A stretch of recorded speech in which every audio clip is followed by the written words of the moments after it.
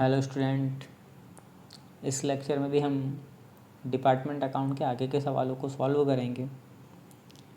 जैसे इस क्वेश्चन में दिया है, एक कंपनी अपना व्यापार 5 विभागों ABCD तथा E द्वारा करती है। मतलब कुल मिला के यहाँ पर कितने डिपार्टमेंट होते हैं? 5।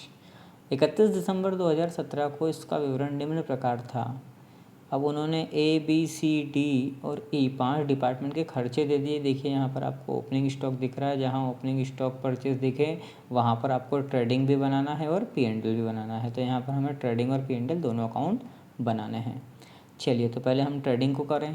ओपनिंग स्टॉक का आपको बताया था कहाँ आएगा? डेबिट में। सभी के ओपनिंग स्टॉक को कहाँ लिखा जा रहा है? Debit side. इसके बाद परचेज है 50,000, 30,000, 10,000, 26,000 और 34,000। तो इन सबको भी हमने कहाँ लिखा? डेबिट में। इसका सेल कहाँ लिखने का बोला था आपको? क्रेडिट में। सेल को लिख दिया हमने कहाँ पर? क्रेडिट में। क्लोजिंग स्टॉक को भी आपको कहाँ लिखना है? क्रेडिट में। इसके बाद क्या बताया था आपको? अगर क्वेश्चन में डायरेक्ट वेजेस लिखे हों तो वो आपको डायरेक्ट वेजेस भी लिखना है, लेकिन इस क्वेश्चन में इनके अलावा कोई भी ट्रेडिंग से रिलेटेड कोई भी खर्चा नहीं है। और ट्रेडिंग से रिलेटेड कोई खर्चा नहीं है, इसलिए अब हम यहीं पर काउंटिंग शुरू करेंगे।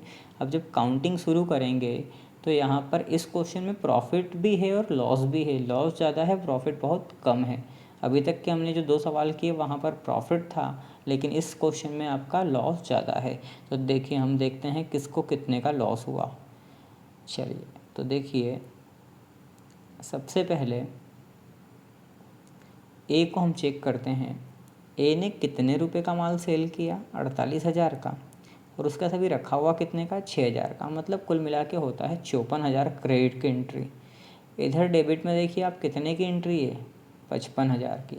ओपनिंग स्टॉक 5,000 का रखा था, परचेस कितने का? 50। तो क्रेडिट में कितने आ रहे? 54, डेबिट में 55। किधर का ज़्यादा? डेबिट का। तो 55,000 में से 54,000 को हम जब माइनस करेंगे तो जो डिफरेंस बचेगा वो कितने का बचेगा? 1,000 का। अगर प्रॉफिट होता है तो हम ग्रॉस प्रॉफिट लिखते हैं, लॉस होगा तो हम क्या लिखेंगे? Gross loss. तो ए डिपार्टमेंट में हमें 1,000 रुपीज़ का क्या हो रहा है? लॉस हो रहा है। चलिए बी डिपार्टमेंट में देखते हैं। बी डिपार्टमेंट के पास ओपनिंग स्टॉक रखा था 3,000 का और परचेस उसने कितने का किया? 30,000 का। मतलब उसने कुल मिला के खर्चे कितने की? 33,000। बी ने सेल कितने में किया? 21,000। उसके पास रखा हुआ गुड्स कितने का है? 4,000 का। मतलब देखा जाए तो क्रेडिट का रोल आपका आ रहा है 25,000 और डेबिट का कितना? 33। मतलब यहाँ पर भी डेबिट का ज़्यादा है। तो डेबिट का अमाउंट कितना? 33। यहाँ पर भी 33। 33 में से 25,000 तो अर्निंग हो चुकी है, लेकिन लॉस में कितने गए? 33 माइनस 25 कितने लॉस में चले गए? 8,000। सी को चेक करते हैं। सी ने के पास ओपनिंग स्टॉक 2,500 का था और परचेस कितने का किया? 10,000 का। मतलब कुल मिला के इसने खर्चा किया था डिपार्टमेंट में कितना? 12,500। इसने 9,500 की सेल की और 3,500 का इसके पास स्टॉक रखा है। मतलब कुल मिला के कितना रहा? 13,000। तो यहाँ क्रेडिट का टोटल ज़्यादा है, तो क्रेडिट का ज़्यादा है कितना? 13,000। यहाँ कितना खर्चा हुआ? 12,500। तो इनकम हुई 13,000 की, खर्चा हुआ आपका 12,500 का। तो कितने रुपए का प्रॉफिट हुआ है? 500 का। तो ग्रॉस प्रॉफिट कितने का हुआ? 500 का। ऐसे ही डी डिपार्टमेंट को भी आपको चेक करना है। 26 और 4 30, 30 में से आपके 28 गए, कितने बचे? 2। ऐसे ही 34 और 4 कितने होते हैं? 38,500। 38,500 में से आपके यहाँ कितने हैं? आपके 35,500। 38,500 में से 35,500 गए, कितने लॉस हुआ? 3,000 का। इसके बाद क्या करेंगे? ग्रॉस प्रॉफिट ग्रॉस लॉस आने के बाद डेबिट की अमाउंट को क्रेडिट में लाएंगे और क्रेडिट की अमाउंट जो भी है उनको कहाँ लेके आएंगे? हम डेबिट में। ठीक है, डेबिट साइड की एंट्री को आपको क्रेडिट में ट्रांसफ़र करना है और क्रेडिट को कहाँ पर? डेबिट में। इसके बाद अब हमको खर्चों को बांटना है। चलिए, अब खर्चे क्या क्या दे रखे हैं? ऊपर का यहाँ तक का काम हो चुका है हमारा। आगे प्रारंभिक व अंतिम रहतिये का लागत पर मूल्यांकन किया गया। मतलब ओपनिंग और क्लोजिंग स्टॉक जो है उनको कॉस्ट के अकॉर्डिंग ही करेंगे, उसमें कोई भी एडिशनल खर्चा ऐड नहीं करेंगे। व्यय जिन्हें प्रत्येक विभाग के, यहाँ पर आपको याद रखना है जितने भी एक्सपेंसेस है हर डिपार्टमेंट के विक्रय की लागत के अनुपात में, मतलब कॉस्ट ऑफ गुड्स सोल्ड के रेशियो में बांटना है। यहाँ पर अधिकतर स्टूडेंट कंफ्यूज होते हैं कि विक्रय की लागत मतलब सेल नहीं। सेल में जितने का भी आपने सेल किया उसमें आपकी कॉस्ट जितनी लगी है उस रेशियो में आपको बांटना है। तो याद रखना, जब भी अगर प्रॉफिट होता है तो कॉस्ट कम आती है जितने की सेल की उससे कॉस्ट कम आएगी, और जब लॉस होता है तो कॉस्ट ज़्यादा आती है। और इसी पॉइंट से आपको इसके पांचों डिपार्टमेंट का कॉस्ट ऑफ गुड्स सोल्ड निकालने में आपको बहुत इजी रहेगा। क्या करना है आपको, अगर सेल के साथ आपको किसको कंपेयर करना है, प्रॉफिट या लॉस को। सेल के साथ अगर आपको प्रॉफिट दिखाई दे रहा है, ग्रॉस प्रॉफिट, तो आप माइनस कर देना उस अमाउंट को, और लॉस दिखाई दे रहा है तो उस अमाउंट को प्लस कर देना, आपका कॉस्ट ऑफ गुड्स सोल्ड आ जाएगा। अब कॉस्ट ऑफ गुड्स सोल्ड का मतलब क्या होता है, पहले ये समझिए। कॉस्ट ऑफ गुड्स सोल्ड, बेचे गए माल की लागत, मतलब जो माल हम बेच रहे हैं उसकी लागत कितनी थी। जैसे मान लो मैं आपको बोलूँ कि मैं मार्केट से कोई भी सामान 100 रुपये में लेके आया और उसको मैंने 120 रुपये में बेचा, तो सेल मेरी कितने की, 120 रुपये की है, लेकिन मेरी कॉस्ट कितनी है, 100 रुपये। अब यहाँ मैं, अगर मुझे सेलिंग प्राइस निकालना हो तो मैं कैसा पता लगाऊंगा, तो देखिए 100 रुपये मेरी कॉस्ट है और उसमें 20 रुपये मैं ऐड कर दूंगा। प्रॉफिट है इसलिए क्या करूँगा, ऐड करूँगा। तो देखिए अभी क्या बोला मैंने, प्रॉफिट हो तो ऐड करना। इसी का मैं अपोजिट आपको बताऊँ कि सेल मैंने किया 80 रुपये में, लेकिन मैं मार्केट से ख़रीद के लाया 100 रुपये में, तो 100 रुपये का सामान मैंने आपको कितने में दिया, 80 रुपये में। मैं लॉस में गया कितने, 20। अब मेरे को कॉस्ट ऑफ गुड्स सोल्ड निकालना, तो मैं कैसे निकालूंगा, मैंने बेचा 80 में है लेकिन मेरे को कॉस्ट निकालना है, तो मुझे पता करना पड़ेगा कि 80 में बेचा, नुकसान कितने का हो, 20 रुपये का। मतलब मेरी उसमें लागत लगी थी 100 रुपये, पर वो बिका कितने में, 80 में। तो यहाँ इन दोनों एग्जाम्पल से आपको याद रखना, अगर आपको ग्रॉस प्रॉफिट हो तो आप माइनस करना काय में से, सेल में से, और ग्रॉस लॉस हो तो प्लस करना काय में, सेल में। चलिए देखते हैं हम इसको। अब देखिए यहाँ सेल कितने की, 48। यहाँ क्या हो रहा है, लॉस कितने का, लॉस 1000 का, मतलब 48 और प्लस 1 कितना होता है, 49। आपका पहले वाले का रेशियो कितना बन रहा है, 49,000। दूसरे वाले का देखते हैं, 21, लॉस कितने का है, 8। तो 21 और 8 कितना है, 29।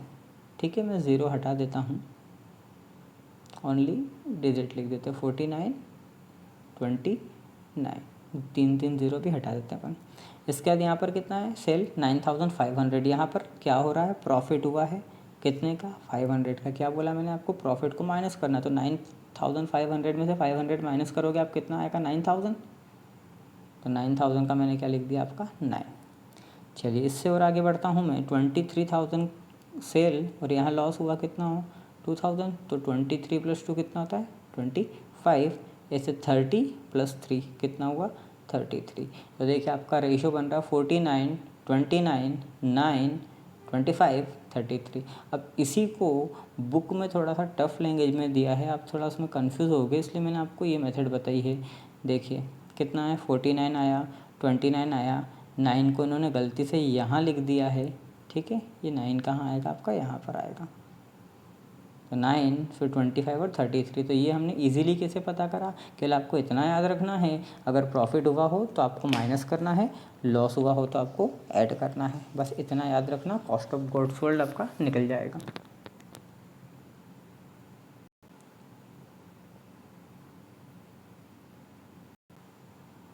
चलिए अब हम क्वेश्चन नंबर 4 को देखते हैं। गुप्ता फर्म के दो विभाग एक्स और वाई हैं। निम्नलिखित आंकड़ों से विभागीय व्यापारिक तथा लाभानी लेखा तथा चिट्ठा 31 दिसंबर 2017 को आपको तैयार करना है। देखिए ओपनिंग स्टॉक दोनों का दे दिया है, कैरेज दिया है, तो ये कैरेज कौन सा, इनवर्ड, और ये कौन सा, आउटवर्ड। इनवर्ड आपको मैं बता रखा है, इनवर्ड आपको काय में लेना है, ट्रेडिंग में, आउटवर्ड आपको काय में लेना है, P&L में। एडवर्टाइजिंग P&L का खर्चा, सैलरी P&L का खर्चा, जनरल एक्सपेंसेस P&L के हैं, रेट, लाइटिंग, फर्नीचर आपका असेट्स आ जाएगा, डेटर्स आपका असेट्स आ जाता है, बैड डेप्ट आपके, उसके बाद परचेस आपको कहाँ यूज़ करते हैं, ट्रेडिंग में। बैंक बैलेंस आपका बैलेंस शीट में आएगा, बैंक का इंटरेस्ट भी आपको उसी में यूज़ करना है। अब आपको जो नया पॉइंट है वो नया पॉइंट यहाँ याद रखना, जो मैंने आपको पहले लेक्चर में ही बता दिया था कि वाई से ट्रांसफ़र किससे हुआ है, वाई से। तो मैंने आपको क्या बताया था, जिससे ट्रांसफ़र होगा, मीन्स कि जिसने ट्रांसफ़र किया है उसको आपको क्या करना है, उसको आपको क्रेडिट करना है। और ऐसा ही एक्स का पॉइंट आपको इस साइड दिखाई देगा, किसको ट्रांसफ़र किया, एक्स को, जिसको हम ट्रांसफ़र करते हैं उसके बाद गुड्स आएगा, तो इसको पहचानने का मैंने आपको तरीका बताया था, जिसने ट्रांसफ़र किया है उसको आप कंपेयर करो सेल से। जब हम ट्रांसफ़र किसी और को करते हैं तो गुड्स हमारे पास से जाता है, और सेल भी करते हैं तो गुड्स हमारे पास से जाता है। तो ये पॉइंट याद रखेंगे तो आपको याद रखेगा कि किसको क्रेडिट करना, किसको डेबिट। अब एक्स को ट्रांसफ़र टू एक्स, किसको करा, एक्स को करा ट्रांसफ़र अगर, तो किसके पास पहुंचा, एक्स के पास पहुंचा। तो इसको आप कैसे याद रख सकते हैं, परचेस करने हम जाते हैं तो गुड्स आता है। ऐसे ही अगर किसी ने आपको ट्रांसफ़र किया है तो गुड्स आपके पास आया है, और जब भी गुड्स आपके पास आएगा तो आपको डेबिट करना है, आपके पास से गुड्स जाएगा तो आपको क्रेडिट करना है। इसके अलावा सेल दे रखा है, क्रेडिटर आपकी लाइबिलिटी में, कैपिटल लाइबिलिटी, लोन लाइबिलिटी।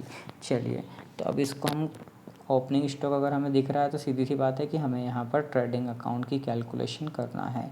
तो ओपनिंग स्टॉक देखिए कितना 15,000 और 20,000। इसके बाद पहले हम देख लें कैरिज इनवर्ड जो है, तो देखिए कैरिज इनवर्ड का क्या खर्चा होता है, परचेस करने का। तो कैरिज इनवर्ड को हमें परचेस के रेशो में बांटना है। कैरिज आउटवर्ड जो होता है वो सेल का खर्चा होता है, इसलिए सेल रेशो में बांटेंगे। ये ट्रेडिंग में आएगा, ये P&L में आएगा। एडवर्टाइजमेंट, हम एडवर्टाइजमेंट काहे के लिए करते हैं, सेल करने के लिए, सेल रेशो में बांटना है। सैलरी उन्होंने खुद ने दे रखी, जनरल एक्सपेंसेस भी हम उसी के अकॉर्डिंग बांट देंगे। क्वेश्चन में वैसे इनकी एडिशनल इन्फॉर्मेशन दी होगी कि किस खर्चे को किस रेशो में बांटना है, नहीं तो इनके रूल के अकॉर्डिंग मैं आपको बताता हूँ कि किसको किस रेशो में बांटते हैं। Rent and rates, lighting, furniture etcetera. तो सबसे पहले हम ट्रेडिंग कंप्लीट करें। ओपनिंग स्टॉक आपका कितना, 15,000 20,000। उसके अलावा फिर हम सेकेंड पॉइंट आता है हमारा परचेस का। तो परचेस भी देख लें हम कितना है, परचेस है हमारा 60 और 40। चलिए, तो सबसे पहले हमने क्या किया, ओपनिंग स्टॉक 15,000 20,000 परचेस। इसके बाद कैरिज इनवर्ड, क्वेश्चन में जो लिखा हुआ था वो था कितना, 3,000। और मैंने अभी आपको बताया कैरिज इनवर्ड परचेस का खर्चा परचेस के रेशो में बांटेंगे। परचेस का रेशो आपका बन रहा है 6 और 4। तो 6 और 4 मतलब 6 और 4 कितना था, 10। 3,000 को 6 और 4 मतलब 6/10, 4/10 में बांटना है। तो 3,000 को अगर मैं 10 से डिवाइड करता हूँ तो कितना होता है, ये 3,000 कुल मिला के कैरिज इनवर्ड के मैंने 10 से डिवाइड करा, कितना है 300। 300 में मैंने 6 का इंटू किया, तो 6 तिया 18, और 6 यहाँ पर 6 तिया 18 हो गया, और यहाँ कितना 300। 300 में 4 का इंटू 3 चौक 12, तो कैरिज इनवर्ड बढ़ गया। फिर मैं आता हूँ ट्रांसफ़र पे। तो मैंने आपको क्या बोला, जिसके पास आया है माल, किसको ट्रांसफ़र बोला था क्वेश्चन में, एक्स को। एक्स के पास गुड्स आया है, हमने क्या करा, डेबिट। किसके पास से गया गुड्स, वाई के पास। तो आपको याद रखना है, जिसने ट्रांसफ़र किया है वो क्रेडिट, जिसको ट्रांसफ़र किया है वो डेबिट। टू का यूज़ जहाँ हो जाए वो डेबिट, और फ्रॉम का यूज़ जहाँ हो जाए वो क्रेडिट। चलिए, सेल क्वेश्चन में दे रखी है 1,00,000 और 60,000। इसके अलावा क्रेडिट में आपको क्लोजिंग स्टॉक भी दे रखा है। क्लोजिंग स्टॉक वहाँ पर नहीं दिया था, नीचे अलग से दिया है, ये हम देखते हैं। ये देखिए, अंतिम स्कंद इस प्रकार थे, x 14,000 y 15,000, x 14,000 y 15,000। फिर हमने टोटल की तो x का जो टोटल आया क्रेडिट का वो आया है 1,14,000। कितना आया है, 1,14,000। और y का कितना आ रहा, 80,000। तो हमने क्या किया, इसमें से इनके जो खर्चे थे ये माइनस किए, जो बचा वो हमारा ग्रॉस प्रॉफिट। ऐसे इसमें इनके इनकम में से इनके खर्चों को माइनस करा, जो बचा वो ग्रॉस प्रॉफिट। ग्रॉस प्रॉफिट को आप कहाँ ट्रांसफ़र करते हैं, क्रेडिट में। चलिए, इससे आगे बढ़ते हैं। इतना तो आपको इजीली आता है, इसलिए मैंने आपको जल्दी जल्दी बता दिया। अब हम खर्चों पे आते हैं। अभी मैंने आपको बताया था कैरिज इनवर्ड परचेस का खर्चा, इसलिए परचेस के रेशो में। कैरिज आउटवर्ड सेल का खर्चा, इसलिए सेल रेशो में। कैरिज आउटवर्ड के कुल मिला के कितने थे, 5,000। अब कुल मिला के 5,000 थे, तो हमने 5,000 को सेल के रेशो में, सेल देखिए कितना है, 1,00,000 और 60,000, मतलब देखा जाए तो 10 और 6। तो जो 5,000 है उसको 10 और 6 कितना था, 16। चाहो तो आप उसको और छोटा भी कर सकते हैं, 5 और 3 के रेशो में बांट सकते हैं। तो 5 और 3 8। आप 5,000 को पहले 8 से डिवाइड करेंगे, क्योंकि कुल मिला के खर्चा 5,000, इसको हमने डिवाइड करा कैसे, 8 से। 8 एकम 8, 8 के पहाड़े में आपके 50 से कम 48 आते हैं, कितनी बार में, 6 बार में। बचते हैं आपके कितने, 2। 20 कितनी बार में, 20 से कम 16 कितनी बार में, 2 बार में। बचे कितने, 4। 40 कितनी बार में। तो आपके 625 में आपको 5 का इंटू करना है। तो 600 में अगर हम 5 का इंटू करते हैं तो 3,000 आता है। 25 में 5 का इंटू करते 125 होता है। तो 3,000 और 125 कितना आता है, 3,125। तो यहाँ पर देखिए 3125 बचा हुआ, या तो आप अमाउंट लिख लो, 5,000 में से 3,125 माइनस कर दो, या आप इंटू कर देंगे तो भी आपका ये अमाउंट आ जाएगा। अब बारी आती है एडवर्टाइजमेंट की। तो एडवर्टाइजमेंट काइड के लिए किया जाता है, सेल के लिए किया जाता है। तो सेम इसी रेशो में बांटना है आपको। एडवर्टाइजमेंट के खर्चे क्वेश्चन में दे रखे हैं 10,000 को हमको किस रेशो में बांटना है, 5:3 के रेशो में बांटना है। चाहो तो आपने कैरेज इनवर्ड में कितने बांटे थे, 5,000, एडवर्टाइजमेंट में कितने बांटने, 10,000। तो ये अमाउंट का डबल कर लो, 3,000 का डबल 6,000, 125 का डबल 250, 1,800 का डबल 3,600, 75 का डबल 150, 3,600 और 150 कितना होता है, 3,750। अब सैलरी क्वेश्चन में खुद ने दे रखी है इसलिए दे दी। जनरल एक्सपेंसेस को कैसे बांटे, तो देखिए क्वेश्चन में दे रखा है, उन्होंने खुद ने रेशो दिया है 2:1 के अनुपात में दोनों विभागों के पास में स्थान है, एरिया है। सामान्य व्यय किस रेशो में बांटना है, जनरल एक्सपेंसेस 5:3 में। तो सामान्य व्यय जो हमारे जनरल एक्सपेंसेस हैं हमने 5:3 के अनुपात में बांटे हैं। रेंट एंड टैक्सेस एरिया के अकॉर्डिंग हम बांटेंगे। लाइटिंग भी एरिया के अकॉर्डिंग बटेगी। बेड डेप्ट जो होता है, बेड डेप्ट कब होता है, जब माल बेचते हैं। तो इसको आपको किस रेशो में बांटना है, सेल के रेशो में। डेप्रिशिएशन ऑन फर्नीचर, अब डेप्रिशिएशन ऑन फर्नीचर का पहले हम अमाउंट पता लगाएं। तो देखिए डेप्रिशिएशन ऑन फर्नीचर जो है, पहले तो हम फर्नीचर देखें, कुल मिला के फर्नीचर कितने का है। तो हमारा जो फर्नीचर की वो लागत थी वो कितने की थी, 15,000 की।